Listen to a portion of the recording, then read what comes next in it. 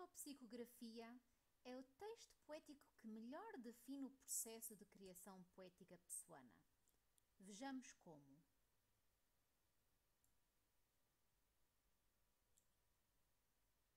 Na primeira estrofe, o sujeito poético parte da afirmação "o poeta é um fingidor", identificando poeta e fingidor, transferindo o ato de criar poesia da esfera das emoções reais, da esfera das emoções vividas, para a esfera das emoções fingidas ou pensadas.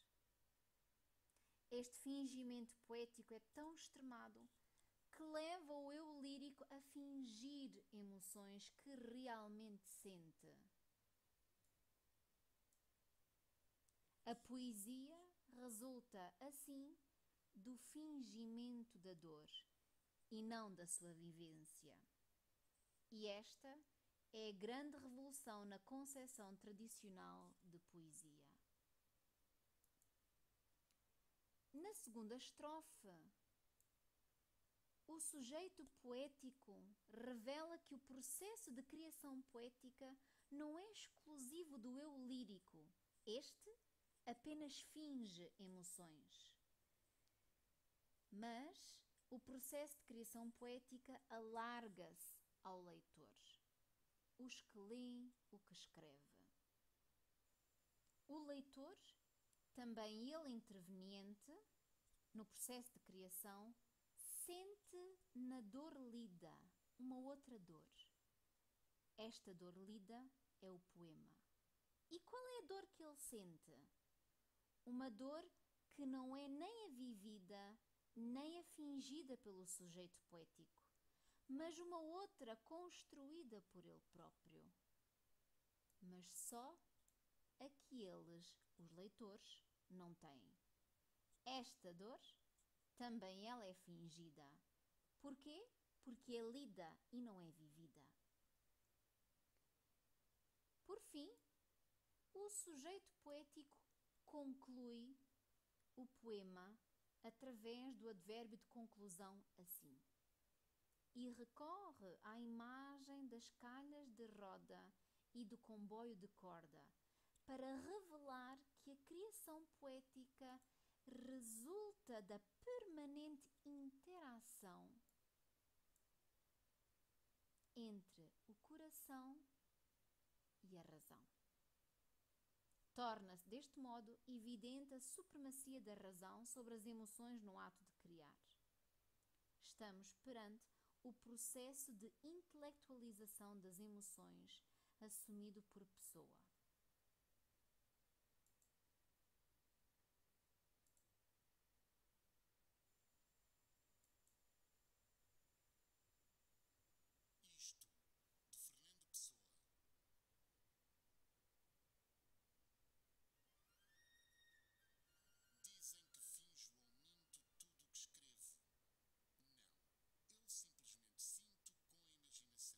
sonho ou passo,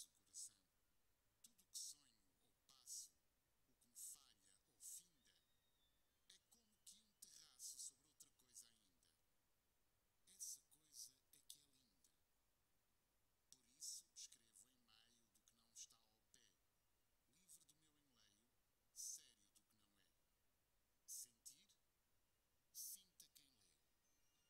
Sentir, sinta quem lê. O poema Isto apresenta-se como uma espécie de esclarecimento em relação à questão do fingimento poético enunciada em autopsicografia. Apenas nos diz que não há mentira no ato de criação poética. O fingimento poético resulta da intelectualização do sentir, da racionalização. Por isso nos diz: eu simplesmente sinto com a imaginação, não uso o coração. Aqui, o sujeito poético vai mais longe, já que, negando o uso do coração, aponta para a simultaneidade dos atos de sentir e imaginar, apresentando-nos a obra poética como uma espécie de síntese, onde a sensação surge filtrada pela imaginação criadora. A comparação presente na segunda estrofa evidencia o facto da realidade que envolve o sujeito poético ser apenas a ponte para outra coisa, a obra poética, expressão máxima do belo. Na terceira estrofa, introduzida pela expressão por isso, de valor conclusivo ou explicativo, o sujeito poético recusa a poesia como expressão imediata das sensações, advogando que não é no ato de sofrer que o artista melhor se exprime, mas depois, mais tarde, quando a dor se transformou já em experiência. O sentir, no sentido convencional do termo, é remetido para o leitor. Interessante será notar que a expectativa criada pelo título Autopsicografia do uso da primeira pessoa vem a verificar-se neste poema, conferindo-lhe um caráter mais intimista e confessional, por oposição ao caráter programático do primeiro. O predomínio de frases de tipo declarativo, com recurso sistemático ao ponto final, expressa, tal como em Autopsicografia, a convicção na formulação de uma teoria que encerra os fundamentos da arte poética, tal como a concebe Fernando Pessoa. No entanto, nós verificamos na última estrofe, aliás, no último verso, uma interrogação e uma exclamação. E estas duas encerram, de certa forma, uma ironia. Saliente-se ainda a forma enfática presente no verso 10. Essa coisa é que é linda, pondo em evidência o ato de criação poética e a sua beleza.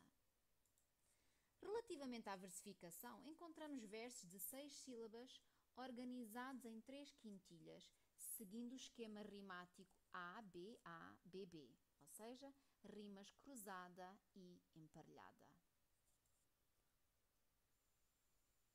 Irei apenas ler um pequeno excerto retirado das páginas de Estética e de Teoria e Crítica Literárias, obra de Fernando Pessoa. O próprio diz o seguinte: a composição de um poema lírico deve ser feita não no momento da emoção, mas no momento da recordação dela. Um poema é um produto intelectual e uma emoção, para ser intelectual, tem, evidentemente, porque não é de si intelectual, que existir intelectualmente. Ora, a existência intelectual de uma emoção é a sua existência na inteligência, isto é, na recordação, única parte da inteligência propriamente tal que pode conservar uma emoção. Eis o grande gênio